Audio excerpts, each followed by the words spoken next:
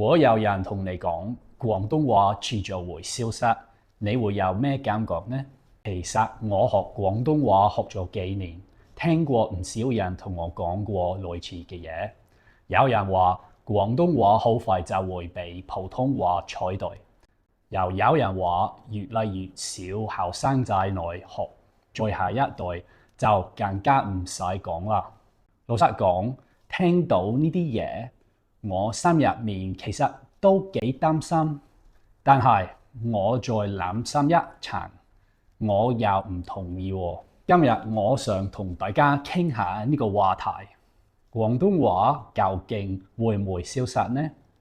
我會分享3個令我擔心嘅原因，但都有3個令我有信心嘅原因。其實呢條片對我嚟講幾特別㗎，因為我係一個外國人。我特登揀咗廣東話嚟學。如果廣東話真係消失，咁我呢幾年嘅努力咪白費咯，好似唔知為咗乜嘢咁。所以呢個話題我真係好上心㗎。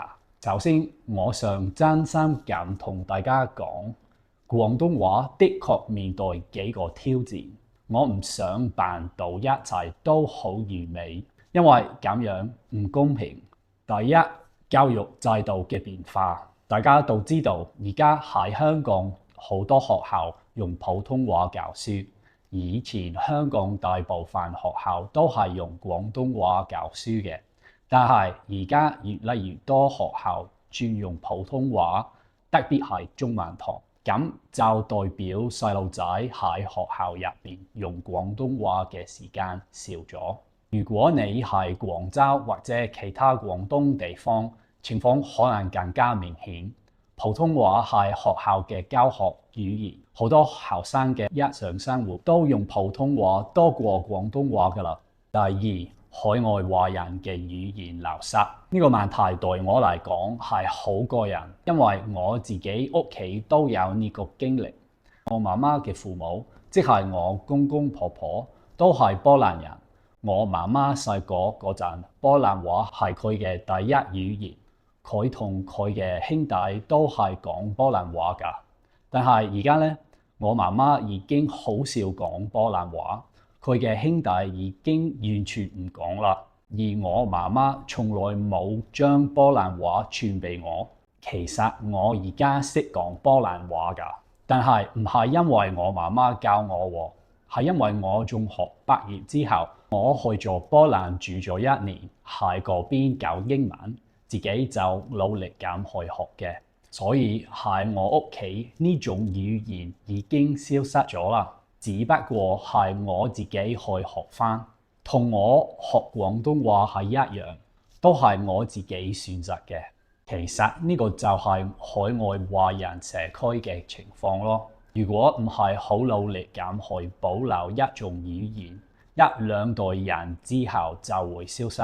我見到英國、加拿大、澳洲嘅廣東話社區都有呢個情況。第2、第3代嘅移民好多時候已經唔識講廣東話啦。再加上廣東話唔係一個國家語言，所以海外嘅人想學嘅話，資源少好多。唔似普通話咁樣有咁多課程同教材。第3，媒體同娛樂嘅影響。最後一個擔心就係媒體嘅變化。以前廣東話嘅娛樂圈好勁㗎，香港電影、廣東歌以前係全世界都好受歡迎，但係而家嗰個媒體市場已經縮細咗好多，比唔上普通話嘅媒體市場。Netflix 上面嘅廣東話內容，你數一數，比普通話嘅少得多。媒體對語言生存好重要㗎，因為如果後生嘅聽到廣東歌，睇唔到廣東話嘅電影，佢哋對呢個語言就少咗一種感情連結咯。講到呢度，你可能會話 Calvin， 你講到我唔好開心喎。咁你等一等，因為我仲有3個原因係好有信心㗎。第一，廣東話喺香港嘅臨界質量。首先，最重要嘅一點，廣東話仲係香港壓倒性嘅主要語言，超過90%香港人喺屋企講廣東話。呢個唔係一個小城市嚟㗎，香港係一個真正嘅國際金融中心，一個全球競爭力好強嘅城市。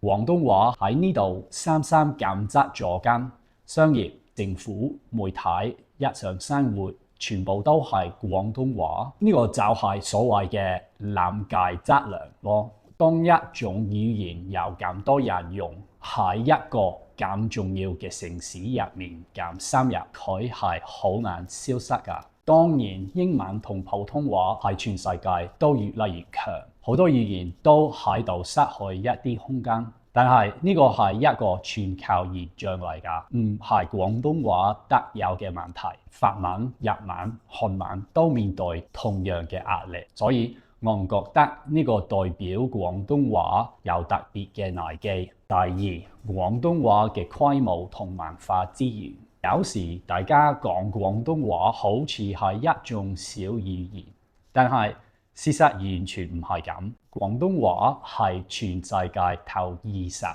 大語言之一，可能仲係頭10添。母語使用者超過8000萬，多過德文，多過法文㗎。呢個唔係一個小方言，係一個好大嘅語言嚟㗎。而且廣東話有好強嘅文化資源可以利用。我知道之前講過媒體市場縮細咗，但係咁樣講就唔夠全面。香港電影、廣東歌幾十年嘅經典內容仲喺度，呢啲係一個好大嘅語言資源嚟㗎。中國大陸越嚟越富裕，普通話嘅媒體市場大咗好多，所以有一個調整。但係呢個唔代表廣東話嘅文化消失咗，反而呢個文化根基係廣東話好大嘅優勢。第三，海外社區嘅壯大。最後一個原因就係，雖然我對海外華人嘅語言流失有擔心，但係最近幾年有一個好重要嘅變化，好多香港人移民到英國、加拿大、澳洲海外嘅廣東話社區突然多咗好多新人。我要真心咁講，我唔敢講呢個係一個復興，因為我媽媽嘅經歷話俾我知，海外社區嘅語言流失好難阻止㗎。但係而家海外嘅廣東話社區真係壯大咗，好多新移民開咗廣東話學校，組織咗廣東話活動。家長都好努力確保細路仔學到廣東話，呢啲都係好事嚟㗎。關鍵係呢個動力可唔可以持續到下一代呢？我希望可以，但係我知道需要好大嘅努力。我知道呢個話題幾敏感，有人可能會話：你一個鬼佬識咩啊？你講得啱，我真係一個外人。但係我想同大家分享一個角度，正正因為我係外國人，我可以話俾你知，廣東話係外面嘅世界係有價值㗎。我用咗幾千個鐘去學呢種語言，唔係因為我要學，而係因為我想學。我覺得廣東話為我打開咗一個全新嘅世界。我記得第一次用廣東話喺茶餐廳嗌嘢食嘅時候，子英望住我，好似見到鬼咁。但係講咗幾句之後，佢就笑，然後當我係普通客人咁樣招呼我，呢個感覺好正。呢個就係語言嘅力量，佢可以將一個外人變成自己人。所以如果你問我，廣東話值唔值得保留？我嘅答案係絕對值得，唔單止因為佢係一種交通工具，而係因為佢代表咗一種文化、一種身份、一種睇世界嘅方式。呢啲嘢係用其他語言取代唔到嘅。總結嚟講，廣東話會唔會消失？我嘅答案係唔會，但係我要真心咁講，佢需要大家嘅努力。廣東話嘅將來唔係睇政府或者學校嘅政策，而係睇每一個後生嘅、每一個家庭、每一個社區。如果你同細路仔講廣東話，你就喺度保護呢種語言；如果你用廣東話創作內容，你就喺度保護緊呢種語言。如果你支持廣東話嘅 YouTube channel，講笑啦，但係認真嘅。廣東話嘅未來掌握喺你哋手裏面。我作為一個鬼佬，我會繼續學廣東話，繼續用廣東話拍片，因為我真係覺得呢種語言好值得學。我好想聽下你哋嘅意見。廣東話對你嚟講代表啲乜？你覺得廣東話嘅將來會係點樣？如果你係海外嘅廣東話人，你有咩經歷想分享？記得喺下面留言話俾我知啊！如果你中意呢條片，記得俾我 like、subscribe 我，仲有撳個鐘仔啦！下次見。